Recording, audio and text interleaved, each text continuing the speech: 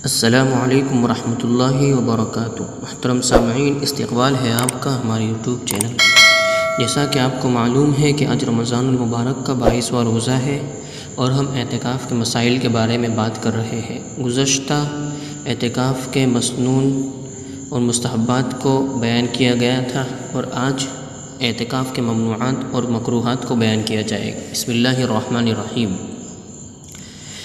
اعتکاف کے اندر بیٹھ کر بلا ضرورت باتیں کرنا یہ ممنوع ہے۔ اسی طرح اعتکاف کی حالت میں فحش یا بیکار اور جھوٹے قصے، کہانی یا اسلام کے خلاف مضامین پر مشتمل کتاب یا تصویر یا اخبار اور رسائل کی جھوٹی خبریں مسجد میں لانا، رکھنا، پڑھنا، سننا سب ممنوع ہے۔ اسی طرح ضرورت سے زیادہ سامان مسجد میں لا کر بکھیر دینا یہ بھی صحیح نہیں۔ اسی طرح مسجد کی بجلی، گیس اور پانی وغیرہ کے بے جا استعمال کرنا، مسجد میں سگریٹ، بیڑی، حقہ پینا یہ بھی مکروہ ہے۔ اسی طرح حاجت طبیعہ یعنی اپنی ضروری حاجتیں جو پیش آتی ہے، مثلاً کہ پیشاب، پخانہ اور استنجے کی ضرورت کے لیے معتکف کو باہر نکلنا جائز ہے، جن کے مسائل مندرجہ ذیل ہیں۔ نمبر 1، پیشاب پخانے کے لیے قریب ترین جگہ کا انتخاب کریں۔ مثلاً اگر مسجد سے متصل بیت الخلاء بنا ہوا ہے اور اسے استعمال کرنے میں کوئی حرج نہیں ہے تو وہی ضرورت اپنی پوری کرنی چاہیے۔ اگر بیت الخلاء مشغول ہو تو انتظار کرنے میں کوئی حرج نہیں ہے، فارغ ہوتے ہی وہاں سے لوٹ کر پھر آ جائے۔ اسی طرح قضاء حاجت کے لیے جاتے وقت یا واپسی پر کسی سے مختصر سی بات کرنا بھی جائز نہیں ہے، بشرطے کہ اس کے لیے ٹھہرنا نہ پڑے۔ اگر کسی معتکف پر غسل واجب ہو جائے تو غسل کرنے کی ضرورت کے لیے معتکف کو باہر نکلنا جائز ہے، جن کے مسائل مندرجہ ذیل ہیں۔ نمبر 1، معتکف کو دن یا رات میں احتلام ہو جائے تو اعتکاف پر کوئی اثر نہیں پڑتا۔ اسی طرح اگر مسجد کا کوئی غسل خانہ موجود ہے تو اس میں غسل کرنا چاہیے، لیکن اگر مسجد کا غسل خانہ نہیں ہے یا اس میں غسل کرنا کسی وجہ سے ممکن نہیں، مثلا مسجد میں پانی کے گرنے کا خطرہ ہے، تو اس صورت میں باہر جانا جائز ہے۔ سردیوں میں احتلام ہو جائے، مسجد میں گرم پانی کا انتظام نہ ہو اور ٹھنڈے پانی سے نقصان کا اندیشہ ہو، غالب گمان ہو تو معتکف تیمم کرے، مسجد میں رہے اور اپنے گھر اطلاع کرے تاکہ پانی گرم ہو جائے۔ اگر قرب و جوار میں کوئی گرم حمام ہو تو وہاں جا سکتا ہے، ہو سکے تو وہاں بھی پہلے اطلاع کر دے اور فوراً غسل کر کے لوٹ آئے۔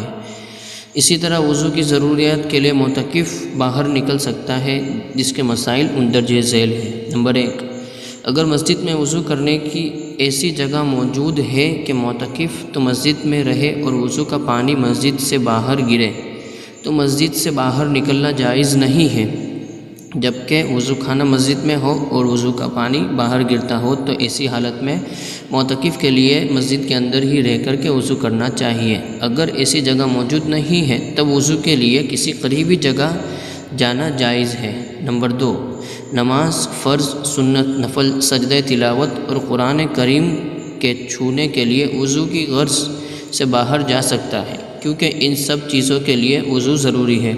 البتہ صرف تسبیح، ذکر، درود شریف وغیرہ پڑھنے کی غرض سے وضو کرنے کے لیے مسجد سے باہر جانا جائز نہیں ہے، کیونکہ ان چیزوں کے لیے وضو کی ضرورت نہیں پڑتی، اس لیے بار بار باہر جانا یہ درست نہیں۔ اسی طرح اگر پہلے سے وضو ہے تو تازہ وضو کرنے کے لیے مسجد سے باہر جانا بھی جائز نہیں ہے۔